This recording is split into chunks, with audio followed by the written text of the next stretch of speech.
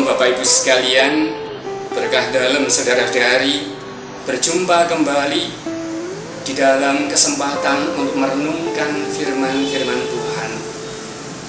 Pada pekan kelima ini kita disodori firman yang begitu indah. Tapi perkenankan saya pertama-tama mengangkat firman dari Nabi Yesaya ini. Hendaknya engkau memecah-mecahkan rotimu bagi orang yang lapar, dan membawa ke rumahmu orang miskin yang tak punya rumah. Dan apabila engkau melihat orang telanjang, supaya engkau memberi dia pakaian,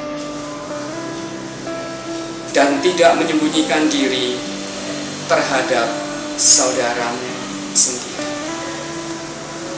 Saudaraku sekalian, yang saya katakan sangat indah, bukan karena ini puitis saja, tetapi karena firman ini sekaligus nanti akan menjadi terapan yang sangat nyata dari panggilan luhur kita yang dikatakan oleh Yesus sebagai garam dunia, sebagai terang dunia, dan sebagai kota yang terletak di atas gunung.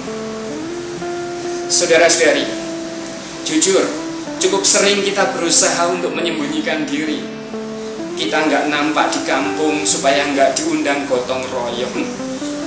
Kadang kita tidak mau terlalu sering ikut doa lingkungan, nanti takut ditugasi ini atau itu. Setiap kali kita menyembunyikan diri, itu identik dengan usaha kita untuk lari dari tanggung jawab. Meskipun kadang ada alasan lain yang sangat mulia, saya tahu, tetapi cukup sering pula kita masuk dalam godaan ini, sembunyi dari tanggung jawab.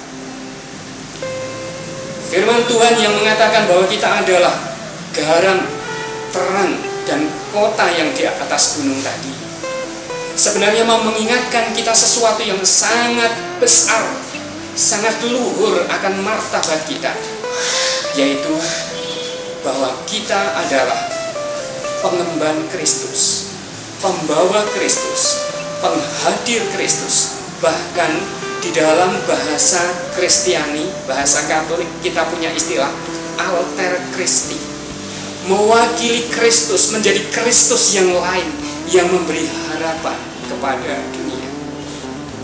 Karena itulah saya mengangkat firman dari kitab Yesaya tadi untuk kita dengarkan pertama-tama, karena kemudian akan menjadi nyata kapan saatnya aku benar-benar menjadi garam, kapan saatnya bahwa garam itu menjadi efektif di tengah dunia.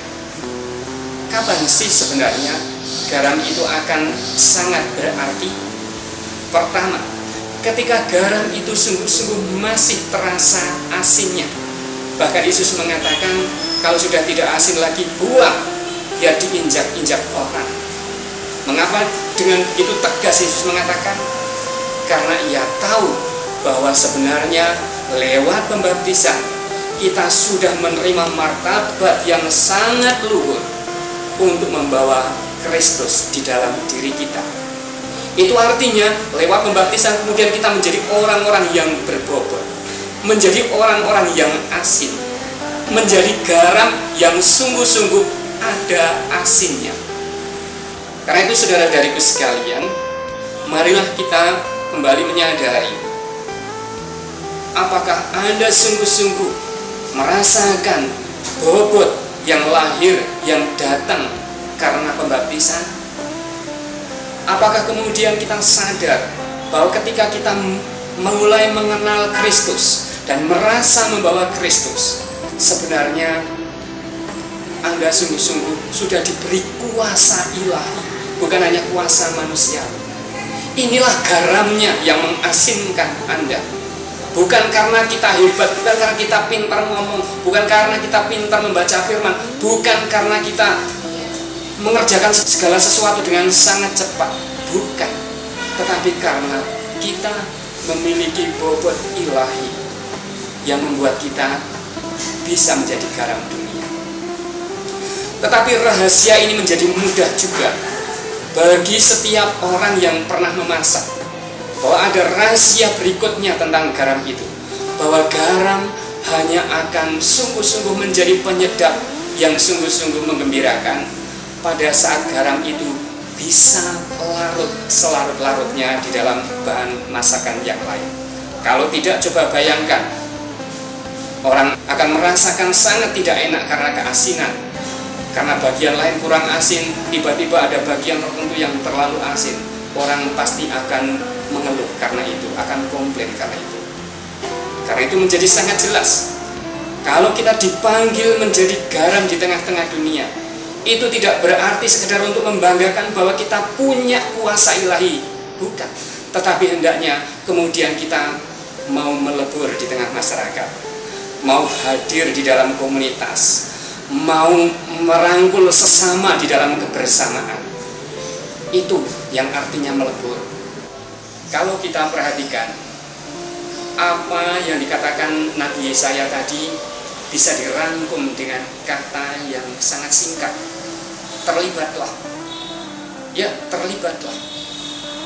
Itulah yang akan menjadi suatu mantra yang sangat kuat, yang akan membuat kita tidak tersembunyi, tidak menyembunyikan diri. Ketika kita memang mau terlibat, terlibat itu mulai tingkat yang paling sederhana, sekedar hadir, mungkin sekedar memberi senyum. Dengan kelemahan kita mungkin hanya duduk di tengah komunitas, mungkin kita bisa melakukan hal-hal yang sepele, atau mungkin kita bisa berbagi hal-hal yang besar. Jadi inilah orang yang terlibat akan kemudian mau berbagi. Berbagi tidak selalu dengan barang, berbagi sungguh-sungguh bisa dengan dirinya yang senantiasa menjadi support, menjadi dukungan bagi komunitas. Ini terjadi bukan hanya di tengah komunitas gereja, tapi juga terutama di tengah komunitas masyarakat, yang kita sendiri memang diutus untuk menjadi garam dan terang di sana. Ada sekian banyak orang yang menjerit karena kebutuhan hariannya tidak tercukupi. Belum lagi banyak orang yang sungguh-sungguh tertekan hidupnya karena merasa tidak punya pegangan, karena barangkali keluarganya malah terombang-ambing, tidak punya sesuatu yang benar-benar menjadi pegangan hidup. Di sanalah kita diutus. Kita bukan diutus sekedar untuk bertengger di seputar altar. Kita diutus untuk sungguh-sungguh menjadi pewarta gembira, untuk bersatu dengan mereka. Sungguh-sungguh tersesat kalau kemudian kita melihat bahwa perutusan kita sebagai murid-murid Tuhan hanya untuk mengatakan kata-kata rohani di seputar gereja saja. Tidak. Justru Anda akan memancar semakin terang bercahaya ketika kemudian Anda bisa menggiring setiap pikiran dan perbuatan Anda untuk melayani sesama. Saudaraku, demikian pula dalam komunitas, gereja sebagai sebuah komunitas. Hendaknya kemudian kita tidak hanya terkurung, hanya berbicara sibuk tentang liturgi saja, hanya sibuk tentang apa yang salah dan benar di dalam pakaian misa. Bagaimana menata bunga, hanya tentang lilinnya harus berada di mana, salibnya harus menghadap Roma, harus menghadap umat. Kadang kita bingung tentang itu. Oke, itu penting. Tetapi yang juga tidak kalah penting adalah untuk kita berani pergi, untuk kita berani mewartakan Tuhan, untuk kita berani menyapa orang yang selama ini kita takut menyapa. Saya yakin saudara, kalau kemudian Anda berani keluar dari diri Anda dengan cara seperti itu, akan ada sentakan kebahagiaan, akan ada percikan sukacita yang akan Anda rasakan. Nah, dari mana itu berasal dan bagaimana hendaknya kita menghayati? Santo Paulus punya cara yang sangat indah untuk dihayati dan dikatakan kepada kita. Dia berkata seperti ini pada 1 Korintus bab 2 ayat 4 sampai dengan 5. Baik perkataanku maupun pemberitaanku tidak kusampaikan dengan kata-kata hikmat yang meyakinkan, tetapi dengan keyakinan akan kekuatan roh, supaya iman kamu jangan bergantung pada hikmat manusia, tetapi pada kekuatan Allah. ketika kita merasa gamang, ketika merasa ada getaran ketakutan, sadarilah bahwa kekuatan kita bukan hanya karena kita, tetapi Roh Tuhan, Allah sendiri yang akan meneguhkan langkah kita.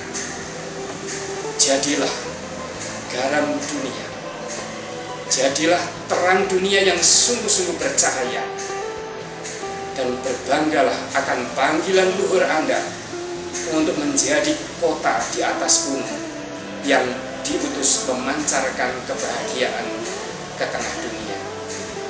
Tuhan menyertai Anda, Roh Tuhan menguatkan Anda.